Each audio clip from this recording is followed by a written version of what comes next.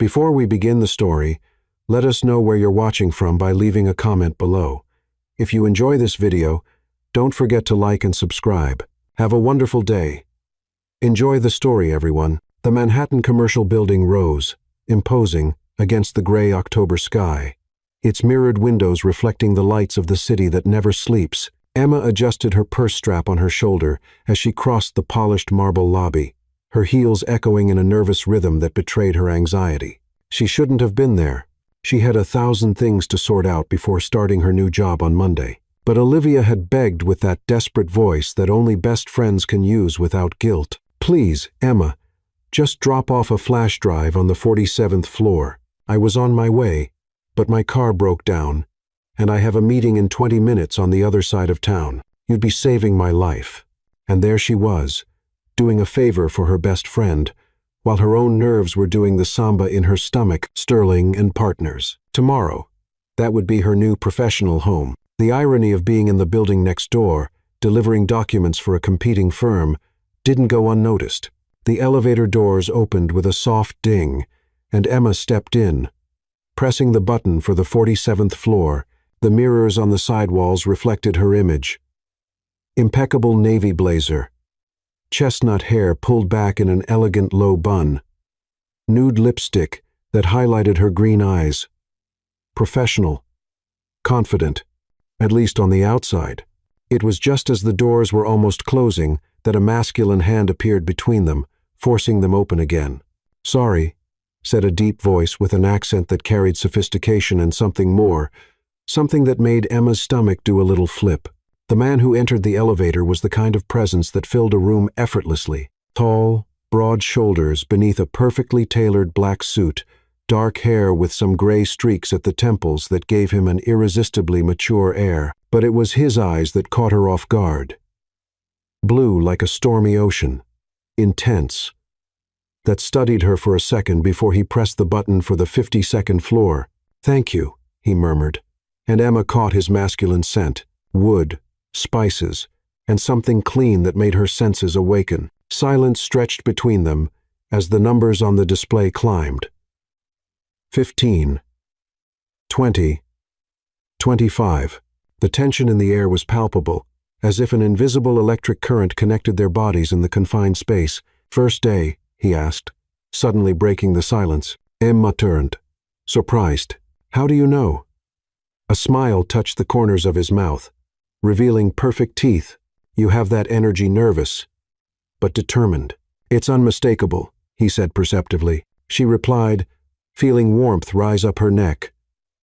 "Actually, I start tomorrow. Today, I'm just doing a favor for a friend." "Sterling and Partners?" he asked, and something in his eyes changed, became more intense. "How did you?" Emma began, but the elevator lights flickered, and suddenly everything went dark. The elevator stopped abruptly between floors, and the only illumination came from the red emergency light, tinting everything around them with a warm, intimate glow. The silence was broken only by the soft sound of the ventilation system and both their slightly quickened breathing. "Power grid problem," he said calmly, but Emma could sense the tension in his voice. "Happens sometimes in old buildings like this." They were closer now, the darkness forcing them to instinctively move nearer. Emma could feel the heat radiating from his body, the scent of his cologne enveloping her like an invisible caress. "You don't seem worried," she whispered, her voice coming out huskier than she intended. "Should I be?" he asked, taking a step closer. Now she could see the details of his face in the red light. The strong jawline, full lips, the intensity in his eyes that made her heart beat erratically. Emma began. But the words were lost when she realized he was only inches away from her. "What were you saying?" he murmured, his voice low as velvet. The air between them vibrated with an energy Emma had never felt before. It was as if the universe had conspired to create that moment. Two strangers trapped in an elevator under the red emergency light, with the world outside frozen in time. "I was saying that," she began again. But her voice failed when his eyes fixed on her lips. "That?" he pressed, his breath now mingling with hers. "That's when it happened. Without thinking, without planning, without any logic that could explain it. Emma leaned forward at the exact moment he lowered his head. Their lips met in a kiss that was anything but soft or hesitant. It was hunger. It was need. It was as if two souls recognized each other after lifetimes of searching. His hands found her waist, pulling her closer, while her fingers got lost in his dark hair. The kiss deepened, and Emma felt as if she was falling into an abyss of sensations that made her forget where she was, who she was, what she should be doing. When they finally separated, both were breathing heavily. The red light danced on their faces, creating shadows that made the moment even more surreal, more intimate. Emma began, but didn't know how to finish the sentence. James, he said softly, as if reading her thoughts. My name is James. Emma, she replied, her voice still trembling. The elevator lights came back on suddenly, and the machine resumed its ascent with a gentle jolt. Reality invaded the small space like cold water, making both blink and step back slightly, as if awakening from a dream. The display showed 46, 47. This is my floor, Emma said, her voice sounding strange even to herself. James nodded, but his eyes didn't leave her face. Emma. The doors opened with the familiar ding, and she stepped out quickly, turning only when she was already in the hallway. That was, she began. Unexpected, he completed, and there was something in his eyes that made her heart skip. The doors began closing again, and Emma saw the slow smile that spread across James's face before he disappeared from view. She stood in the hallway for long seconds, her fingers unconsciously touching her lips, still warm from the kiss. Olivia's flash drive weighed in her purse like a reminder of the real world, but her mind was completely lost in what had just happened. A stranger named James, a kiss that made her forget her own name, and the disturbing feeling that her life had just taken a completely different turn from what she'd planned. As she walked toward the reception desk to make the delivery, one question echoed in her mind. How could a 5-minute encounter in an elevator feel like the beginning of everything? Monday arrived with the weight of new beginnings and the familiar anxiety that comes with first days. Emma woke up 2 hours earlier than necessary, changed clothes 3 times, and redid her makeup twice, desperately trying to erase Friday's memories from her mind. But it was useless. With every blink, she saw those stormy blue eyes. With every deep breath, she felt the ghost of that masculine cologne. With every touch to her lips, she relived the intensity of that kiss under the red light. Focus, Emma, she murmured to herself in the bathroom mirror. It was just a moment. You'll probably never see him again. The Sterling and Partners building was even more imposing in the morning light. 32 floors of glass and steel that housed one of Manhattan's most prestigious law firms. Emma adjusted her leather briefcase as she crossed the black marble lobby, her heels echoing with more confidence than she felt. The reception area on the 28th floor was a spectacle of understated elegance, dark wood furniture, contemporary artwork on the walls, and a breathtaking view of the city through floor-to-ceiling windows. Clara, the receptionist, a middle-aged woman with a warm smile, greeted her. You must be Emma. Welcome to the Sterling family, she said, extending her hand. Everyone's excited to meet you. Your references are impressive. Thank you. I'm very excited to start, Emma replied, feeling some of the tension dissolve. I'll take you to meet the team, Clara said, guiding her through elegant corridors. We have a small meeting at 9 to introduce our new lawyer and also our new legal director. Emma's heart did a little jump. New director? Yes, Mr. Sterling's son finally agreed to take the position. He's been working in London for the past 5 years, but decided to come home. He's a brilliant lawyer.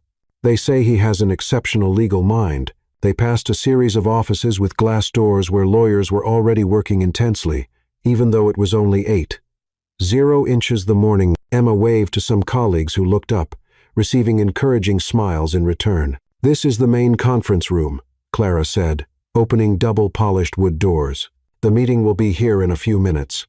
The room was impressive. A mahogany table long enough to seat 20 people, Italian leather chairs, and an entire wall of windows offering a panoramic view of Manhattan. Emma chose a seat in the middle of the table, far enough from the head to not seem presumptuous, but not so far as to appear insecure. Other lawyers began arriving. Isabella, a sharp-looking Latina woman with a competitive smile, sat beside her. So, you're the famous Emma Thompson, she said, extending her hand. I've heard a lot about you. Harvard Law. Experience in international corporate law, impressive. Thank you. I'm eager to contribute to the team, Emma replied. I hope you're prepared for the pace, Isabella continued, her eyes gleaming with a mixture of curiosity and challenge. Sterling isn't a place for the faint of heart. Before Emma could respond, the door opened, and Mr. Sterling entered. An imposing man in his early 60s, perfectly styled gray hair, and a suit that probably cost more than many people's monthly salary. Good morning, everyone. His voice filled the room with natural authority. Today is a special day for our firm. Not only do we have the pleasure of welcoming Emma Thompson, who will be joining our international corporate law department.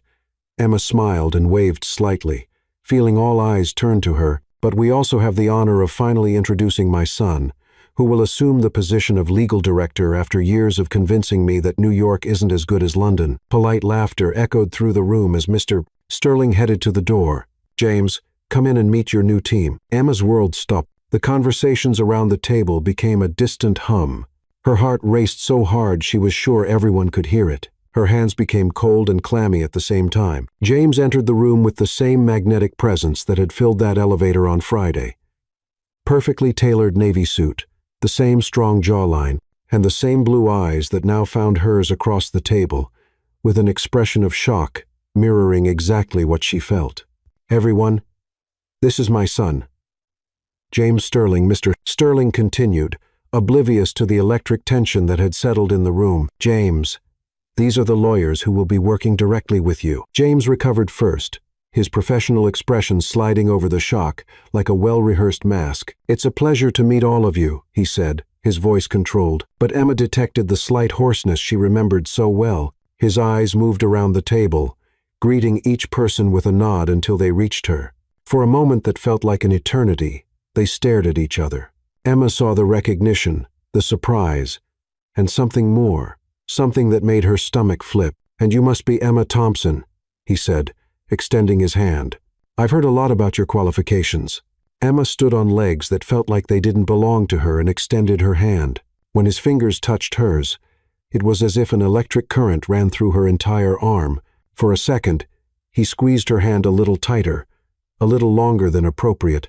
Mr. Sterling, she managed to say, her voice surprisingly steady. It's an honor to work under your leadership. I'm sure we'll work very well together, he replied. And there was something in his eyes that made the words sound like both a promise and a threat. James will be reviewing all ongoing cases and implementing new strategies. Mr. Sterling continued, I expect everyone to cooperate fully and share their knowledge. While the meeting continued with discussions about policies and procedures, Emma could barely concentrate. Her mind was a whirlwind of confused thoughts. The man she had kissed with desperate passion in an elevator on Friday was now her boss. Not just her boss, but the owner's son. Isabella, beside her, whispered, God, he's even more handsome in person. Too bad he's our boss, right? Emma could only nod, trying to appear casual, while inside she felt like she was in freefall. When the meeting ended, everyone began getting up and leaving. James approached her chair as she gathered her papers with slightly trembling hands. Miss Thompson, his voice was low, just for her. I'd like to see you in my office in an hour. We have a lot to discuss about your integration into the team. Emma looked up, meeting those blue eyes that had haunted her dreams. Of course, Mr. Sterling, I'll be there. He walked away, but not before whispering so low that only she could hear. 1 hour. Emma. And this time, the doors won't open so easily. As he left the room, Emma stood there, her heart beating erratically. The man from the elevator was now her boss. The kiss that should have been forgotten now stood between them like an incendiary secret, and in 1 hour they would be alone again.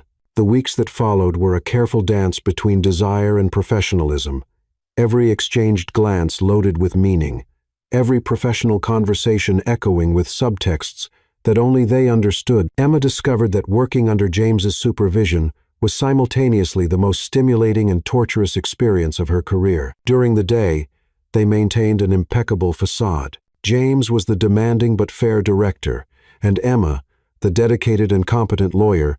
In meetings, their legal opinions complemented each other with a harmony that impressed colleagues, but which was born from a connection much deeper than anyone could imagine. Miss Thompson's interpretation of the Carter versus Peterson precedent is brilliant, James said during a Tuesday meeting, his eyes meeting hers for a second longer than would be appropriate. This approach could revolutionize our strategy for similar cases. Isabella, sitting across the table, watched with growing interest. You two really work well together. It's like you read each other's minds. Emma felt heat rise up her neck, but kept her voice steady. Mr. Sterling has a strategic vision that makes understanding the objectives easier. Modesty, James replied, and there was something in his tone that made her stomach flip. Your ability to anticipate case needs is exceptional. It was Clara who inadvertently created the first secret communication system between them. On Thursday, she placed a report on Emma's desk with a yellow sticky note. Mr. Sterling needs to review. Urgent. On Friday, Emma found another sticky note, this time with James's unmistakable handwriting. Need to discuss Peterson case details. File in my office at 6 p.m. J. When Emma arrived at his office at 6, the floor was practically empty. Golden late-afternoon light streamed through the floor-to-ceiling windows, creating golden patterns on the Persian rug. James stood before the window, hands in his pockets, contemplating the city view. You came, he said without turning around. You knew I would, she replied, closing the door behind her. He turned slowly, and Emma saw in his eyes the same intensity she had felt in the elevator weeks ago. Emma, we need to talk about what's happening between us. Nothing's happening, she lied, but her voice trembled slightly. We are professional colleagues, are we? He asked, taking a step toward her. Then why does my heart race every time you enter the room? Why do I lose concentration when you speak in meetings? Why do I dream about you every night since that Friday? Emma felt her legs grow weak. James, we can't. You're my boss. It's unethical. It could ruin everything for both of us. I know, he whispered, now just a meter away from her. Believe me, I know all the reasons why this is a terrible idea, but I can't stop thinking about you. Neither can I, she admitted quietly, and saw his eyes ignite. They stood there, staring at each other, the air between them vibrating with unresolved tension. It was James who broke first. Closing the distance between them in 2 quick steps, his hands found her face, thumbs tracing her cheeks. This is crazy, he murmured. Complete madness, she agreed, but her hands were already on his suit lapels. The kiss was inevitable, a collision of repressed desire and weeks of accumulated tension. This time, there was no red emergency light, just the golden sunset light that enveloped them like a blessing. When they separated, both were breathing heavily. This can't happen here, she said, even as her fingers refused to let go of his jacket. I know, he replied, his forehead touching hers, but I can't stay away from you. That's how the secret meetings began. Coded messages on sticky notes that talked about case reviews and strategic discussions that were actually invitations for after-hours encounters. Emma learned that James always stayed late on Thursdays, and he discovered that she usually worked later when she had important projects. The following Thursday, she received a sticky note. Wilson case needs urgent review. Law Library. International Precedent Section. 7 p.m. J. The law library on the 30th floor was a maze of tall shelves and silent corridors, almost always deserted after 6. 0 inches the evening. Emma found him among the international law sections, leafing through a volume of jurisprudence, as if he were actually researching. Find anything interesting? She asked, keeping her voice low. Very interesting, he replied, closing the book and approaching. You look beautiful today, James, she began. But he was already kissing her, gently pressing her against the shelf of leather-bound books. I spent the entire week thinking about you, he murmured against her lips, about how you smile when you're concentrating, about how your eyes light up when you have a brilliant idea. This is getting dangerous, she whispered, but made no move to pull away. I know, he agreed, kissing her neck, but I can't stop. They began meeting twice a week, late dinners at small restaurants in the village where no one from the firm knew them.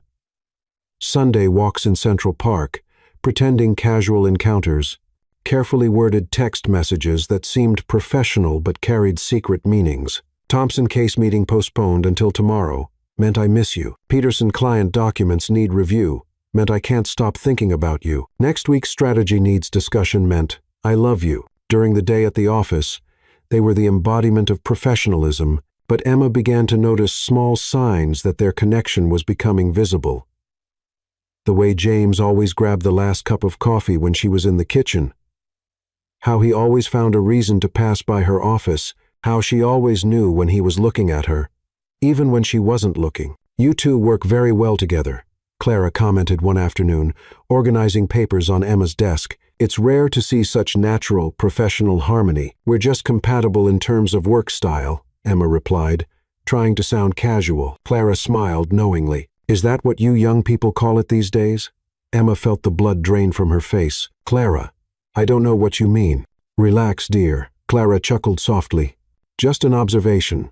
But be careful. Offices are small places, and people love to talk. That night, Emma received a message from James. Need to discuss new confidentiality policies. Meet me in the parking garage in 10 minutes. When she arrived at the underground parking garage, he was waiting beside his black BMW. Clara suspects, she said without preamble. I know, he replied, running his hands through his hair. Isabella also made a comment today about our professional chemistry. This is getting too risky. Emma, he approached, taking her hands. I don't care about the risk. But you should, she said, though she made no move to pull away. Your career, your family, the company, none of that matters if I can't have you, he said intensely. These past months have been the best of my life. Not because I came back to New York or took the position at the company, because I found you. Emma felt her heart race. James, I love you, he said, the words echoing in the empty parking garage. I know it's complicated. I know it's risky. But I love you, Emma. Before she could respond, the sound of footsteps echoed through the parking garage. They quickly stepped apart, pretending a professional conversation as another lawyer passed on his way to his car. When they were alone again, Emma looked into his eyes and saw everything she felt reflected there. Love, desire, fear, and the terrifying certainty that there was no going back. I love you too, she whispered. And in that moment, both knew they had crossed a line from which they could never return. The idea came on a rainy Thursday in November, when Manhattan was wrapped in fog, and the office felt particularly suffocating. James watched Emma through his office glass, seeing her work with that intense concentration that made him fall in love with her a little more each day. 3 months of secret meetings had intensified their feelings, to a point where it was becoming unsustainable to maintain only stolen encounters in parking garages and deserted libraries. He needed real time with her. Time away from Clara's curious glances, from Isabella's perceptive comments, away from the constant tension of hiding what he felt. He needed to wake up beside her, see her relaxed face in the morning, talk about dreams and fears without rush or fear of interruption. On Friday, Emma received an email that made her heart race. Miss Thompson, I need you to accompany me to a weekend meeting with potential clients in Vermont. Departure Friday at 4 p.m. Return Sunday night. Please confirm your availability. J. Sterling, Legal Director. She reread the message 3 times before fully understanding. Vermont, an entire weekend away from everything and everyone. Her hands trembled slightly as she typed her response. Mr. Sterling, I confirm availability for the Vermont meeting. I'll be ready at 4 p.m. E. Thompson, at 4:00 the afternoon. Emma was in the lobby with a small travel bag, her heart beating like a drum. James appeared wearing dark jeans and a navy cashmere sweater that brought out his eyes. Seeing him like this, away from the office's formal environment, made her realize how much she had missed simply being with him. Ready for our meeting? He asked, a smile playing at the corners of his mouth. Ready, she replied, and there was a promise in that word that went far beyond work. The 3-hour drive to Vermont was a revelation. Away from the office walls, they talked like never before. About childhood, abandoned dreams, secret fears. James told her about his years in London, about how he always felt pressured to follow in his father's footsteps, about the loneliness of living a life that others expected of him. And you? He asked, as they drove through golden autumn landscapes. What did little Emma dream of being when she grew up? A writer, she admitted, surprising herself with how easily the confession came. I wanted to write love stories that made people believe in happy endings. And what happened? Life happened. Practicality, financial security, family expectations. She paused. And you? What was James's dream before becoming the sterling heir? Architect, he said without hesitation. I wanted to design houses where families would be happy, places that would tell stories through their lines and spaces. There's still time, she said softly. Maybe, he replied, taking her hand, maybe we can discover our dreams together. The inn James had chosen was a dream from a postcard. A wooden stone construction nestled among snow-covered mountains, with smoke gracefully rising from the chimney. The room was intimate and cozy, with a stone fireplace, a king-size bed covered in white comforters, and a window that offered a view of a frozen lake. James, Emma whispered, standing in the doorway. It's beautiful, like you, he said. Closing the door behind them, they dined at the inn's small restaurant, an isolated table by the window where they could see the snow beginning to fall. Candlelight danced between them, creating an intimacy that seemed to wrap them in their own private world. You know what's funny, Emma said, playing with the ring on her finger. I never thought I could feel so complete with someone. Complete? James repeated, his intense eyes fixed on her face, like all the pieces of me that I didn't know were missing suddenly fell into place. She stopped, blushing. That must sound ridiculous. No, he said, reaching for her hand across the table. It sounds like exactly what I feel. Too. Back in the room, they stood facing each other, suddenly aware that they were truly alone, without rush, without fear of being discovered. The tension between them was different now, no longer furtive or desperate, but deep and full of promises.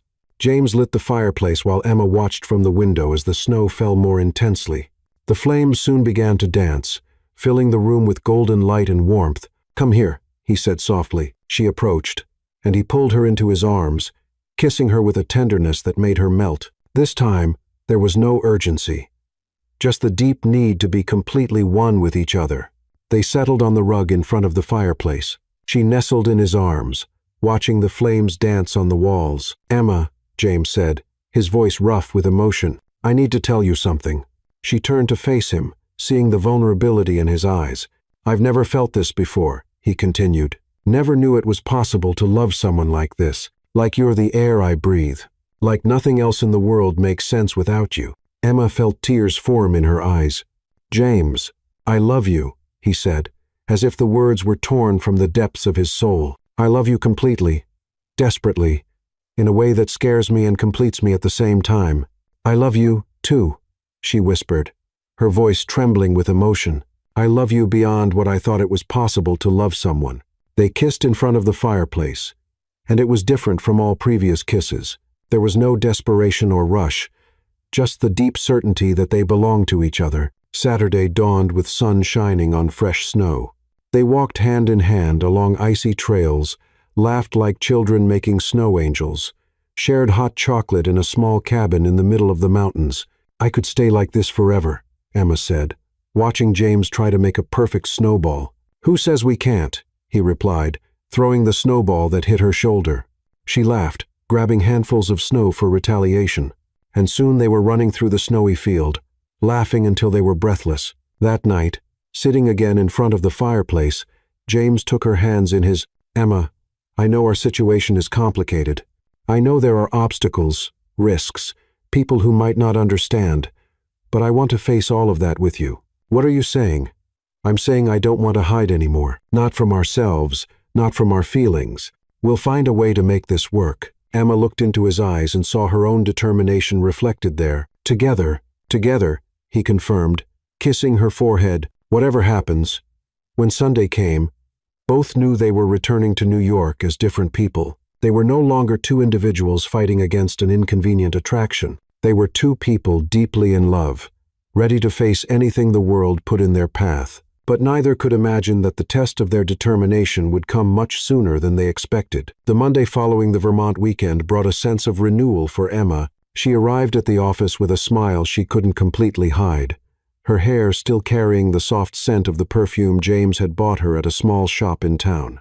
Every glance exchanged with him during morning meetings was loaded with intimate memories and promises whispered in front of the fireplace. It was as if the world had gained more vivid colors. Even Isabella commented on her special glow while they reviewed contracts in the smaller conference room. You look different, Isabella said, studying Emma's face with curiosity. more radiant. Vermont was good for you. It was productive, Emma replied, trying to keep her voice neutral, but feeling heat rise up her neck. Ah, yes, the famous weekend meeting. Isabella laughed. James came back with different energy, too. You must have closed a very good deal. Before Emma could respond, Clara appeared in the doorway with a strange expression on her face. Emma, Mr. Sterling would like to see you in his office. Now, there was something in Clara's tone that made Emma's stomach contract. It wasn't the usual tone of the boss wants to talk to you. It was more tense, more formal. Of course, Emma said, gathering her papers. Anything specific? Clara just shook her head, but her eyes carried a mixture of concern and pity. Mr. Sterling's office was on the executive floor, an imposing space with a panoramic view of Manhattan and furniture that cost more than most people's annual salary. Emma knocked on the polished mahogany door and heard the deep voice inviting her to enter. Mr. Sterling sat behind his executive desk, hands intertwined, his face a mask of professional seriousness, but there was something in his eyes that made Emma's blood freeze. Sit down, Miss Thompson, he said, gesturing to the leather chair in front of the desk. Emma sat, trying to maintain composure, but feeling as if she were about to face a firing squad. Mr. Sterling, if this is about the Peterson case, I can explain the strategy. It's not about the Peterson case, he interrupted, his voice cutting. It's about you and my son. Emma's world stopped. Every muscle in her body tensed, and she felt as if the air had been sucked out of the office. Sir, Mr. Sterling turned his computer monitor so she could see. On the screen was a black and white video, clearly from a security camera. Emma immediately recognized it. It was the elevator in the building where she had delivered Olivia's flash drive. The elevator where it all began. Her heart stopped completely when she saw two figures on the screen. Herself and James, weeks ago, under the red emergency light. The video captured everything. The growing tension, the approach, the passionate kiss that had changed her life. I received this by email this morning, Mr. Snyder, Sterling said, his voice icy, from an anonymous sender. Imagine my surprise to discover that my newest lawyer and my son apparently already knew each other before she was hired. Emma couldn't speak. Her throat had closed completely, and she felt as if she were falling into an endless abyss. Are you going to explain to me what exactly is happening here, Mr. Sterling continued? Because from my perspective, this looks like a serious violation of professional ethics. Did you lie in your interview? Did you omit relevant information about your connection with my son? Emma tried to form words, but her mind was in total panic. Because if you think you can use a personal connection with James to advance your career, or if you imagine you can manipulate the Sterling family situation for your own ends, that's not it. Emma finally exploded, finding her voice. It wasn't planned. I didn't even know who he was. So, you admit there's something between you two? Before Emma could respond, the office door burst open.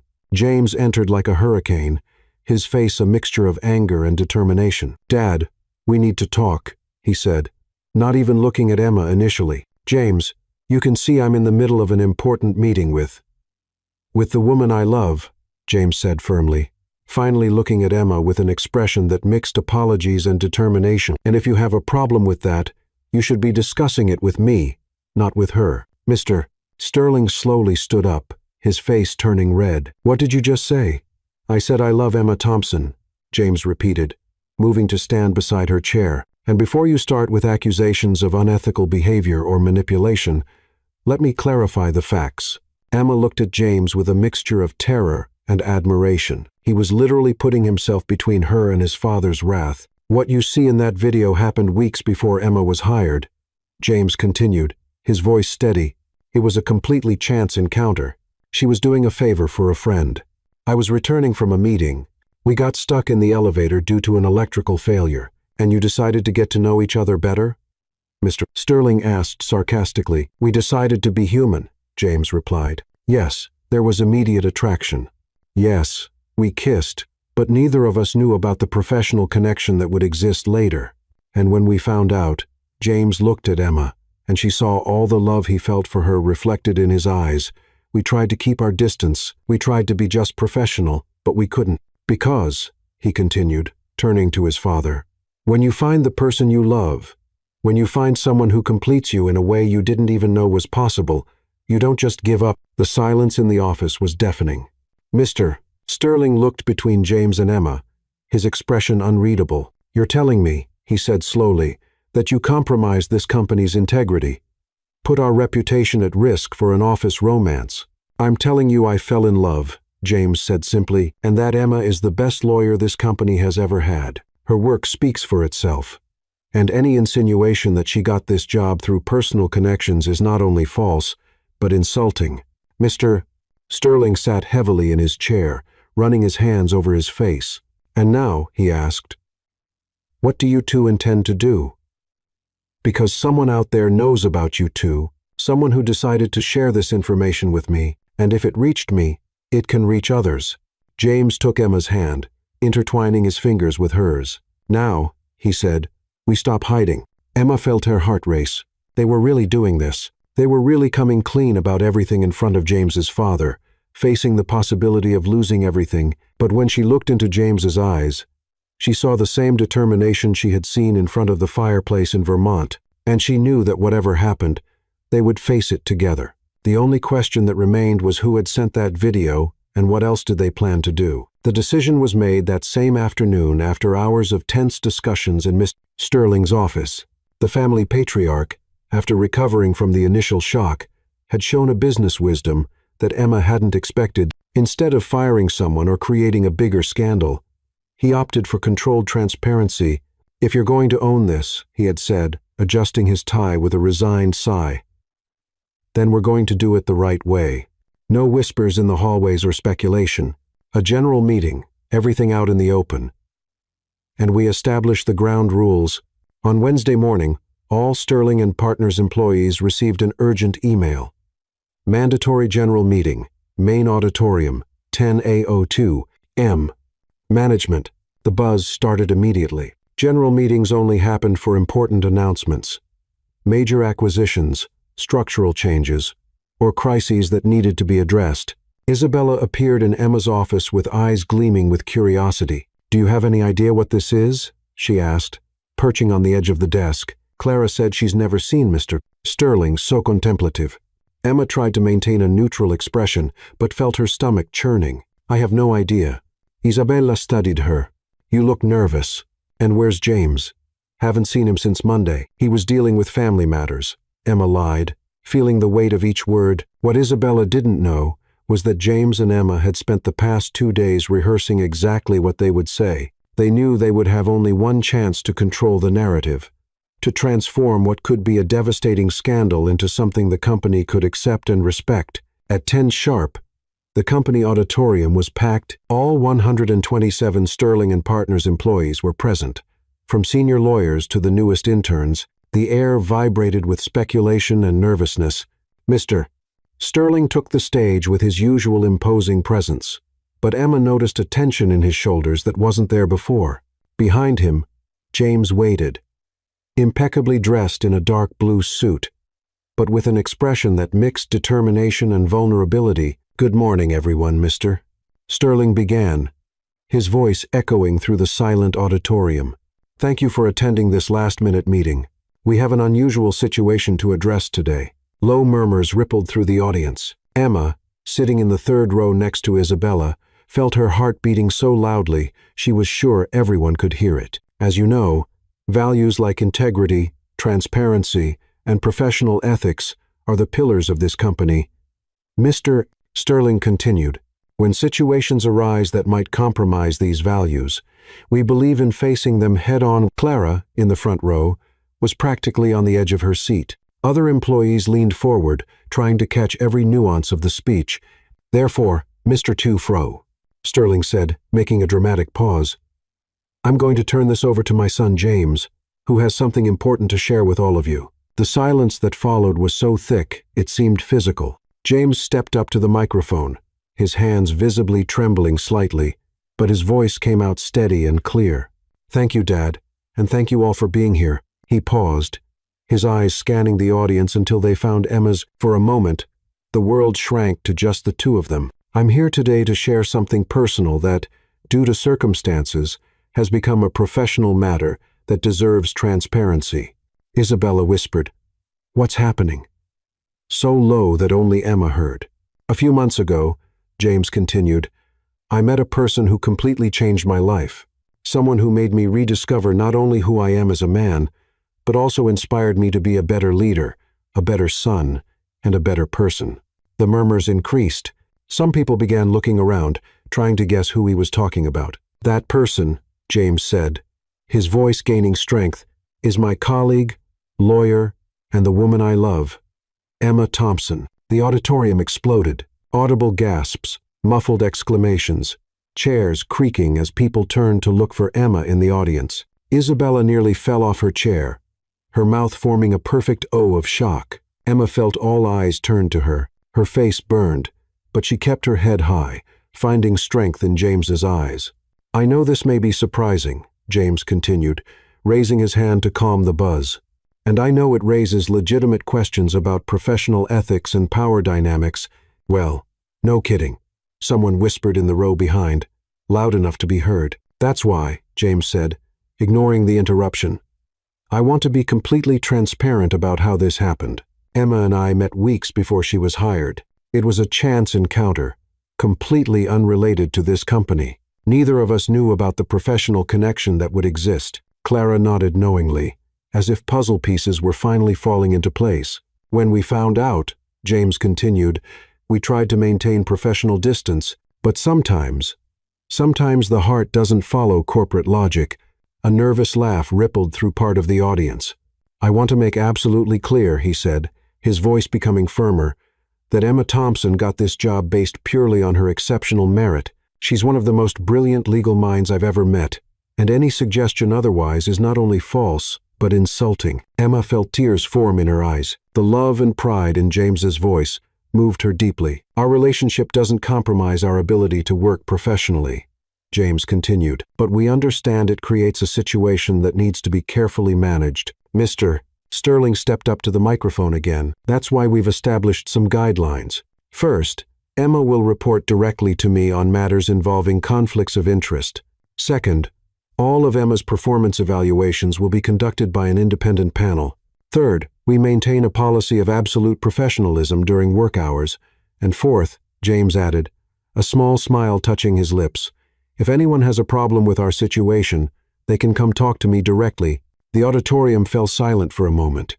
Then, surprisingly, Clara began to applaud. Slowly, others joined in until the entire auditorium was clapping. Isabella turned to Emma with wide eyes. "Girl, you hit the jackpot. How did you keep this secret?"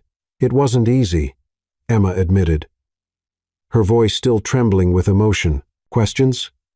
Mr. Sterling asked when the applause died down. Daniel, a senior lawyer, raised his hand. "Does this affect the command structure? Hierarchical issues?" "Good question, Mr. Sterling replied. "For now, the structure remains the same with the safeguards I mentioned." "What if you break up?" someone asked anonymously from the back. James looked directly at Emma. "We're not going to break up," he said simply. The confidence in his voice made Emma's heart race. When the meeting ended, Emma was surrounded by colleagues. Most were genuinely happy, some curious, others clearly shocked. But as the minutes passed, she realized the general reaction was much more positive than she had feared. "So that's what was happening," Clara said, hugging her. "I knew there was something. You two practically radiated chemistry." Isabella shook her head, still in a state of shock. "And here I was thinking you were being discreet about some casual romance. Girl, you caught the boss." But as the initial excitement faded, one question remained in Emma's mind. Who had sent that video? And now that everything was out in the open, what other moves would this mysterious person make? 3 months had passed since the big company announcement, and life had found a new rhythm. Emma and James's relationship, now public, had become part of Sterling and Partners' culture. They were respected professionally and admired personally, proving day after day that love and professional competence could coexist harmoniously. It was a Friday in March, when the mystery finally unraveled in a way neither of them could have predicted. Emma was leaving the office late, her arms loaded with cases to review over the weekend, when she decided to stop by the building where it all began. Olivia had forgotten some important documents in her office, and asked Emma to pick them up, an irony that didn't go unnoticed, considering it was a similar favor that had changed her life forever. The building lobby was almost empty at 7:00 the evening, lit only by security lights and the soft glow of the reception desk. Sarah, the night receptionist, was at her usual desk, typing on her computer with a concentrated expression. "Hi, Sarah," Emma greeted, approaching the desk. "I came to pick up some documents for Olivia Peterson from the 47th floor. Sarah looked up, and Emma noticed something strange in her expression. There was a tension there, a bitterness she hadn't noticed before. "Oh, of course," Sarah said, her voice slightly harsh. "The famous Emma Thompson, the woman who got everything." Emma paused, surprised by the tone. "Excuse me?" Nothing, Sarah said quickly, turning her attention back to the computer. "It's just that you must be very happy. Got the dream job, the dream man. Must be nice to be you." There was something in the way she said "dream man" that made an alarm go off in Emma's mind. "Sarah," Emma said slowly, "do you know James Sterling?" Sarah's face turned red instantly, and she avoided Emma's gaze. "Everyone knows the Sterlings. It's an important family." "No, I meant personally." The silence that followed was charged with tension. Sarah stopped typing, her hands trembling slightly over the keyboard. "He used to work in this building," she said finally, her voice barely above a whisper, "before going to London. Frequent meetings with Carter and Associates on the 52nd floor." Emma felt her heart race. "And you two knew each other." "He was kind," Sarah continued, as if the words were being pulled from her. "Always said good morning when he passed the reception desk. Smiled genuinely.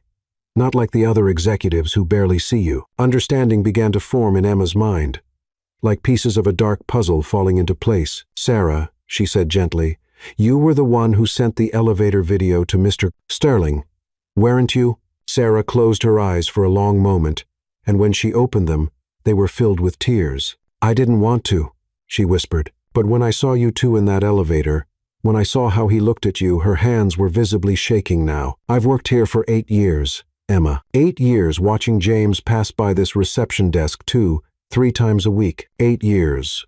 Building fantasies about what it would be like if he truly noticed me." Emma felt a mixture of compassion and shock. "Sarah, you don't understand," Sarah continued, tears now flowing freely down her face. "Being invisible is a pain that eats away at you from the inside. Every day, people pass by me like I'm part of the furniture, but he was always different, always kind." She stood up from her chair, walking to the window that faced the busy street. "When he went to London, I really thought he might miss me, that maybe when he came back, he would finally see me as something more than just the receptionist.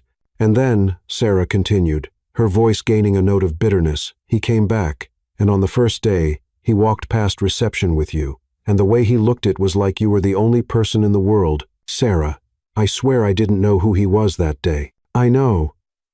Sarah laughed bitterly.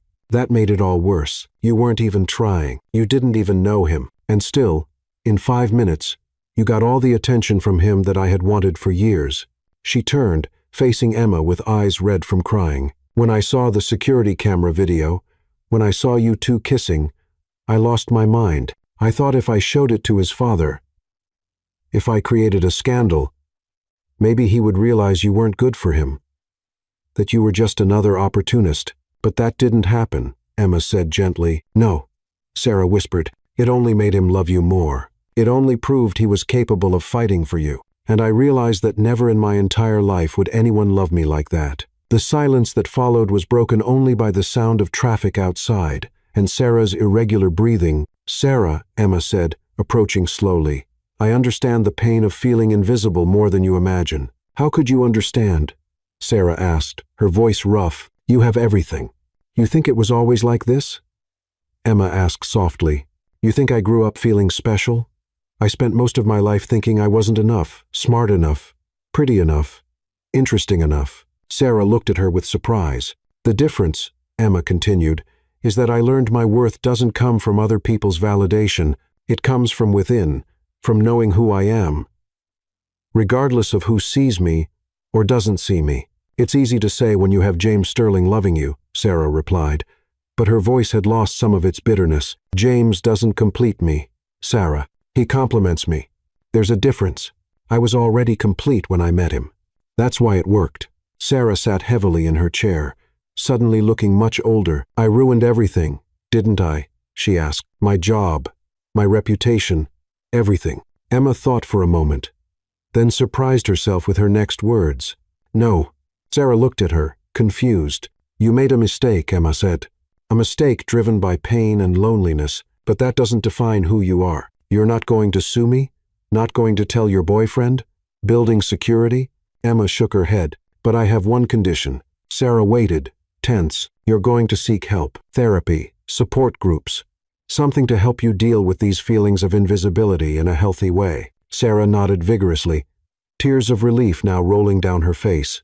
And Sarah, Emma added, heading toward the door, you're not invisible, not to the people who really matter, but you need to learn to see yourself first. As she left the building, Emma felt strangely at peace. The mystery had finally been solved. But more importantly, she had found a way to transform hurt into healing, anger into compassion. When she told James later that night, he was silent for a long time. You forgave her, he said finally, admiration in his voice. I forgave myself, Emma corrected, for all the times I felt invisible, inadequate. Sarah just reminded me how far we've come. James pulled her into his arms, kissing the top of her head. One more reason to love you even more, he murmured. And so, the last obstacle from their past was finally put to rest, not with anger or revenge, but with the transformative power of understanding and forgiveness. 6 months after the incident with Sarah, life had settled into a sweet and familiar routine. Emma and James had moved into an incredible apartment on the Upper East Side with huge windows that offered views of Central Park and a kitchen where they spent Sundays preparing dinners for two. Their relationship had become an example at the company. Professional at work, passionate at home. James had been strangely agitated for the past 2 weeks, but Emma attributed it to the complex case they were working on together, an international merger process that required long hours and meticulous attention to detail. She didn't notice how he constantly checked his phone or how he and Clara whispered conversations that stopped abruptly when she appeared. It was a rainy Thursday in October when James appeared in her office with a strange expression on his face. I need you to come with me, he said without his usual detailed explanation. Now? Emma looked at the pile of documents on her desk. James, I have to finish these contracts before. Now, he repeated, but there was something in his eyes that made her stop. Nervousness, anticipation. Please, Emma, it's important. She saved her work and grabbed her purse, curious about the sudden urgency. James guided her through the office, but instead of heading to the main elevator, he led her in the opposite direction. Where are we going? She asked, but he just smiled mysteriously. They left the building and walked 2 blocks to a familiar building, the same one where it all began. Emma stopped abruptly on the sidewalk. James, what are we doing here? Trust, he said simply, extending his hand to her. Do you trust me? Of course I trust you, she replied. But her heart began to race for reasons she couldn't explain. The lobby was exactly as she remembered. Polished marble, soft lights, and Sarah behind the reception desk. When she saw them, Sarah smiled genuinely. A smile Emma had learned to recognize as real during the conversations they'd had over the past few weeks. Good luck, Sarah whispered as they passed her, and Emma saw tears of happiness in her eyes. Sarah knows what's happening? Emma asked, but James was already leading her toward the elevators. When the doors opened, Emma immediately recognized it.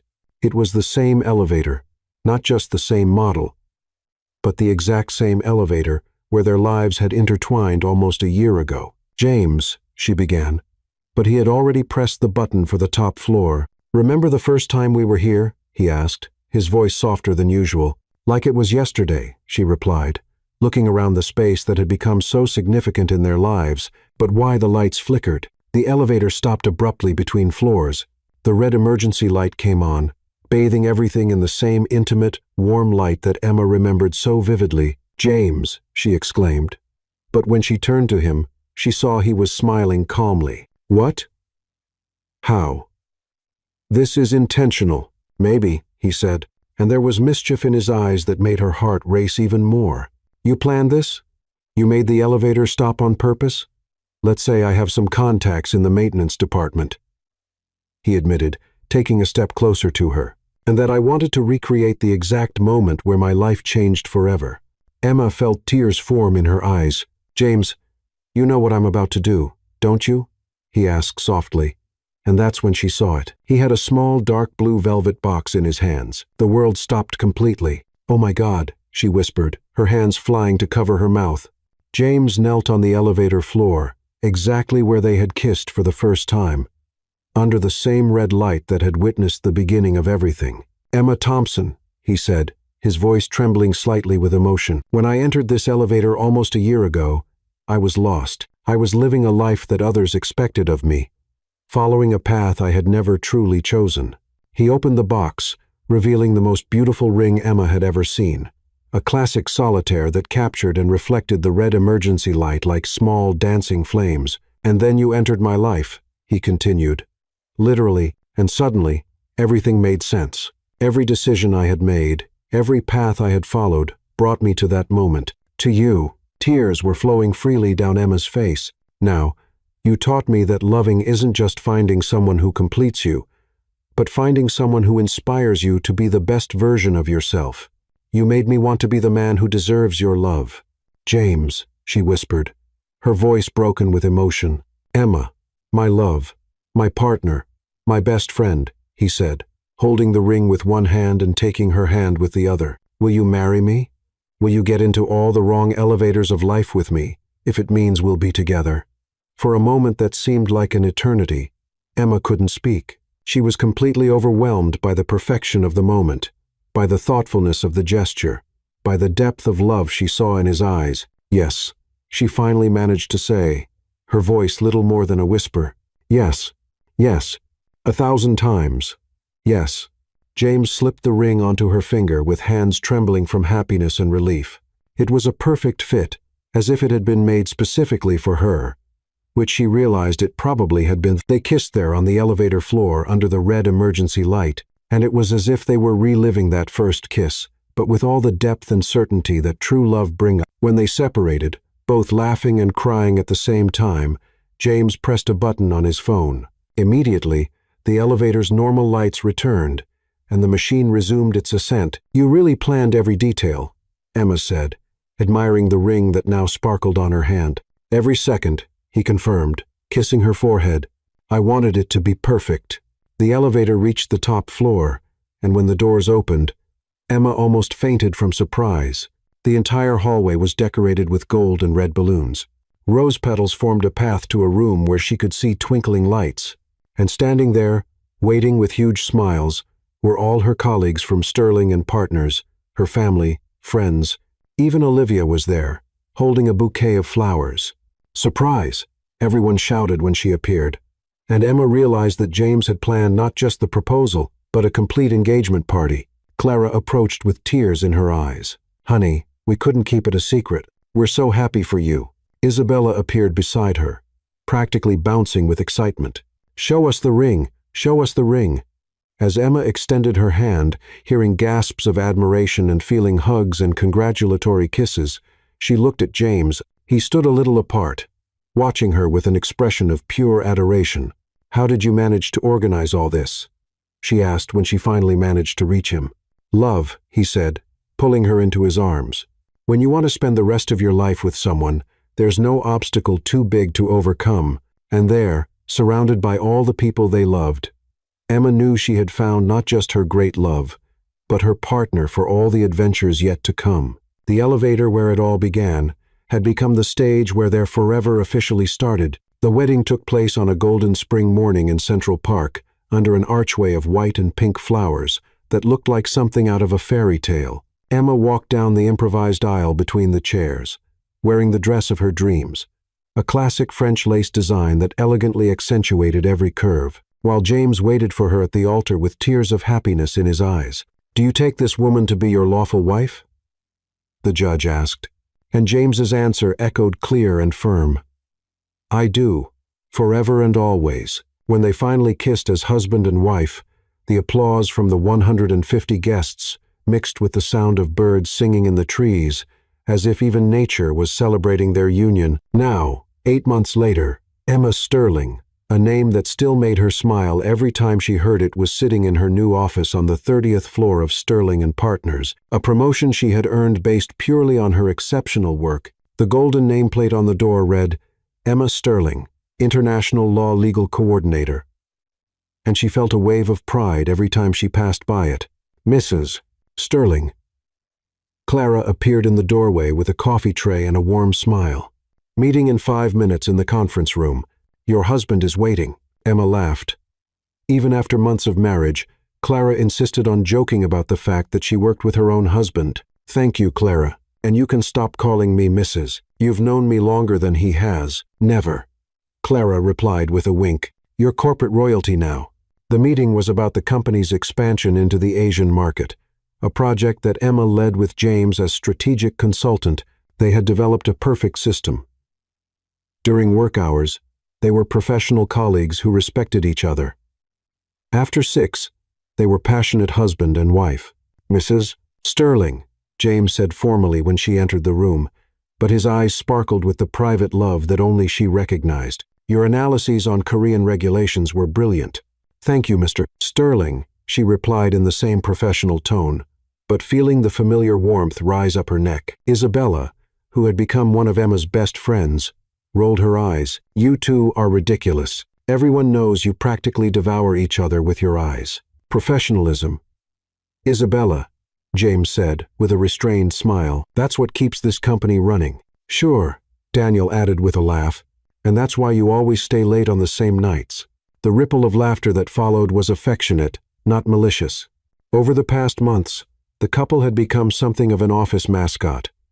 Living proof that it was possible to balance love and professional ambition. After the meeting, Emma was organizing her papers when James approached, discreetly checking if they were alone. Mrs. Coordinator, he murmured, stealing a quick kiss. How about dinner at Le Bernard tonight to celebrate the Korean contract? She pretended to consider. Depends. Is Mr. Director paying? Always. He laughed, kissing her forehead. I love you, Mrs. Sterling. I love you too, she replied.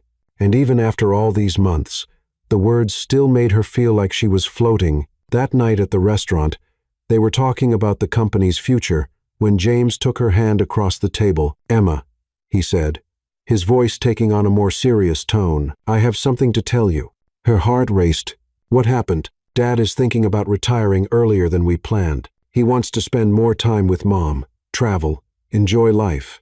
Emma processed the information. And that means, James paused, that he wants me to take over as CEO of the company and for you to be my Vice President of International Operations. Emma almost knocked over her wine glass. James, that's incredible. But are you sure? Leading a company together, that's a big step. I'm sure, he said, squeezing her hand. In these months working with you, I've seen how you transform everything you touch. You're not just my wife, Emma. You're my partner, in every sense. And what will people say about nepotism? About me getting the position because I'm married to you? James smiled. Let them talk. Anyone who works with us knows you deserve every recognition you receive. And if someone doesn't know, well, that's their problem, not ours. They toasted right there in the middle of the restaurant to the new challenges that awaited them. A few weeks later, when the official announcement was made at the company, the reaction was universally positive. Even the most senior lawyers who had initially been skeptical about the relationship now openly admired the couple's professional dynamic.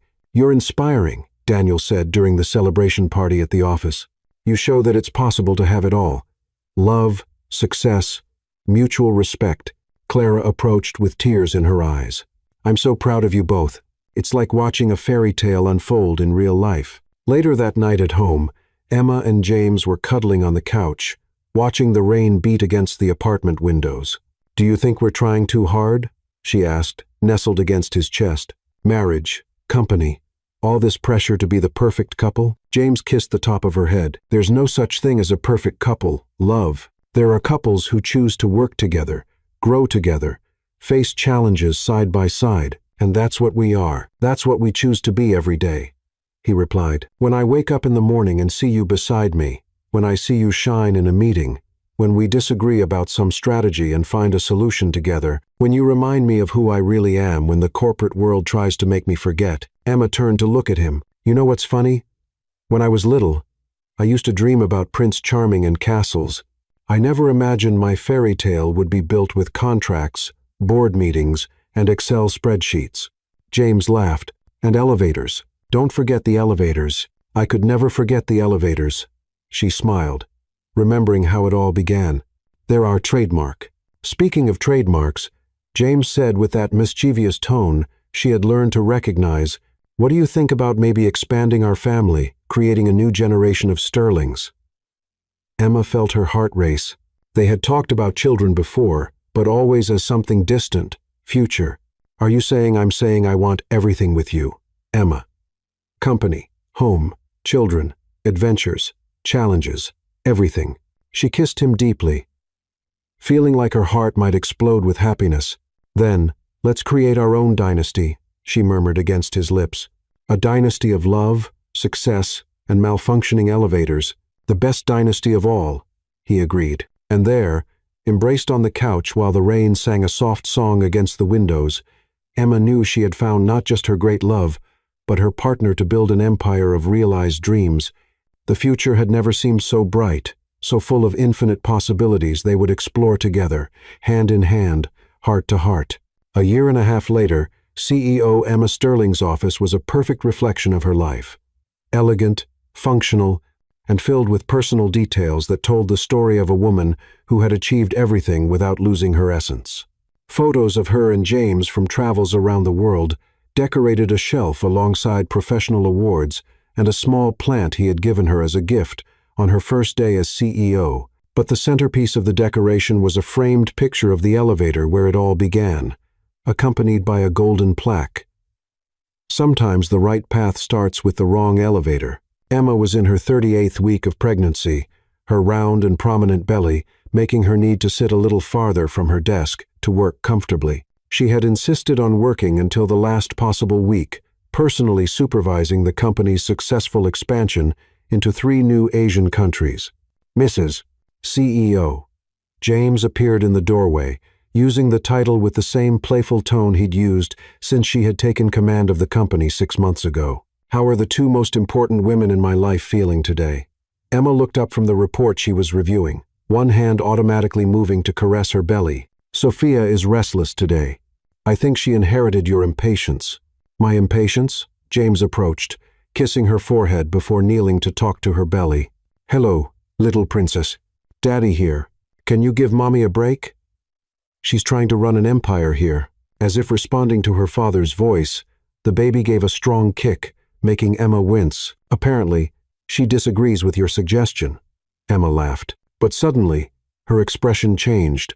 A gentle contraction ran through her abdomen, different from the baby's usual movements. "Emma," James noticed the change immediately. "Everything okay?"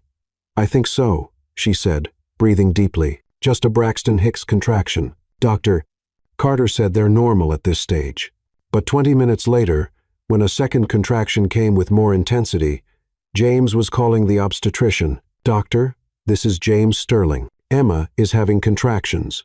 "Yes, every 20 minutes. "Yes, sir. We're heading to the hospital now." "James," Emma said, trying to get up from her chair. "It's too early. I still have 2 weeks."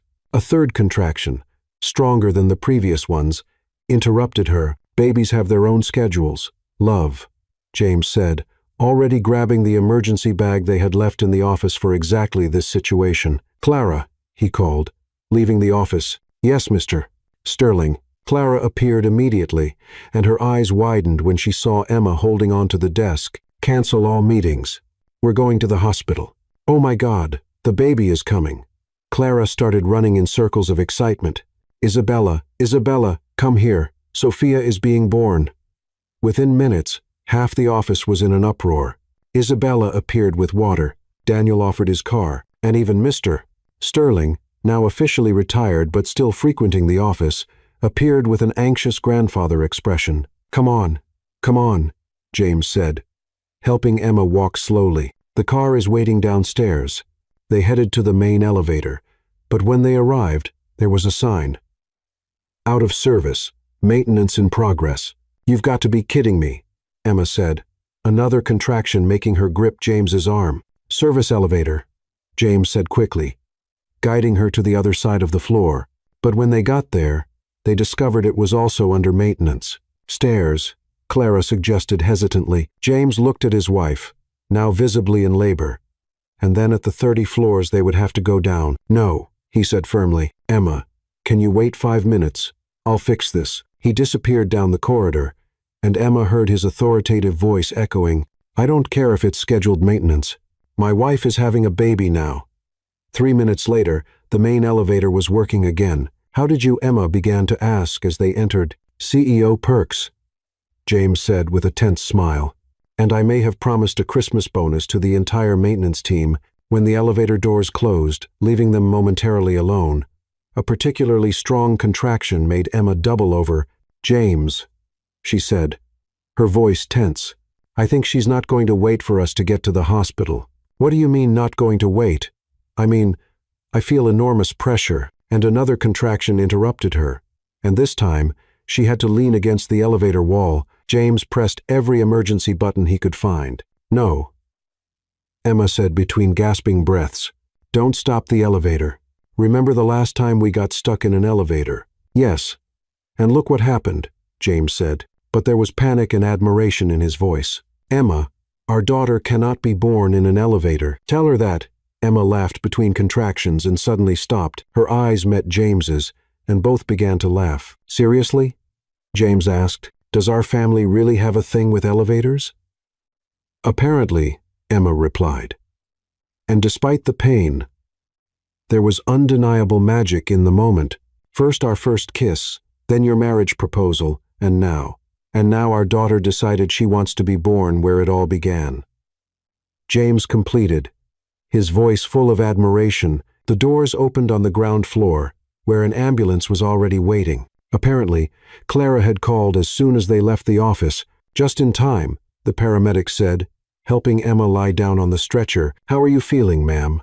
Like my daughter has a very peculiar sense of humor, Emma replied, squeezing James's hand. During the rush to the hospital, with James holding her hand and whispering words of encouragement, Emma reflected on the journey that had brought them there. From two strangers trapped in an elevator to husband and wife building an empire together, parents about to receive their first daughter. James, she said between contractions, when Sophia grows up and asks how we met, we'll tell her it started with a broken elevator and that sometimes, when you least expect it, the right path is exactly where you never planned to be, he replied, kissing her hand. Sophia Marie Sterling was born at 2:23 p.m. on a sunny Tuesday, weighing 7 pounds and 1 ounce of pure perfection. When they placed her in Emma's arms for the first time, she looked into those little blue eyes, exactly like her father's, and felt like her heart might explode with love. Hello, little princess, James whispered, gently touching Sophia's tiny hand. Welcome to the world. You almost got born in the place where Mommy and Daddy fell in love. 6 months later, Emma was back at work, but now with a crib in the corner of her office, where Sophia slept peacefully during meetings. The company had become even more successful, and they had established a parental leave program that became a model for other companies. You know what I'm going to tell Sophia when she grows up? Emma said one night while rocking her daughter in her arms, and James worked on his laptop beside her on the couch. What? That sometimes the wrong elevator takes you exactly where you need to be, that true love doesn't follow plans or schedules, and that the best stories begin when you least expect them. James closed his laptop and moved closer, wrapping his wife and daughter in his arms. And that, he added softly, no matter how many broken elevators we encounter in life, we'll always face them together.